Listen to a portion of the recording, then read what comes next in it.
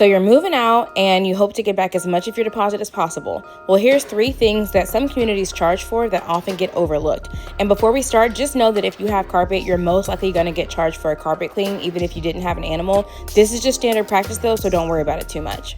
First up, we have our baseboards. Now, baseboards are super important because no matter how clean the rest of your apartment is, if your baseboards are dirty, it's very noticeable. And some communities will charge you for a whole apartment clean just because your baseboards are dirty. So if you have a broom, you can just take the broom and sweep the baseboards to get most of the hair and dust off. And then whatever's left, just go behind it with a cleaning wipe or a wet rag. And this does take some time, but if it means you get back the majority of your deposit, it's totally worth it.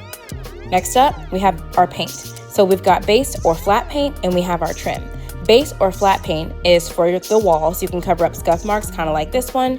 And then your trim is for baseboards. It also usually works for interior doors and shelving, but just double check with your maintenance team to be sure you have the right paint going in the right place. So for my base or flat paint, I'm gonna go ahead and just give it a good mix because it has been sitting for a little while. And I have this little spongy paintbrush. I like to use these because I feel like it helps the paint go on a lot smoother. So I'm just gonna wipe off the excess paint so it doesn't go on too thick, and then just dab the scuff mark until it's completely covered so that when it dries, you can't see it anymore.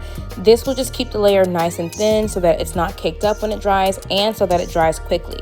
Now, I do try to wipe scuff marks off with a wet wipe or a magic eraser. Usually the magic eraser will take care of it, but I ran out of those. So here's the trim paint that we have. Again, just gonna go ahead and give it a good little mix and then wipe the excess paint off of your paintbrush so that you can do a nice even layer.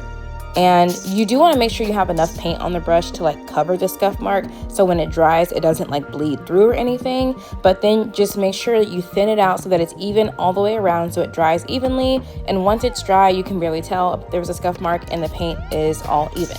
The last thing is a ceiling fan. So same thing as your baseboards. If your fan is dirty and they see that, sometimes they will charge you for a full clean just because your fan is dirty. And once you finish doing your fan, be sure to go ahead and sweep and mop up the dust bunnies, because whoever said trap and locked, trap and lied.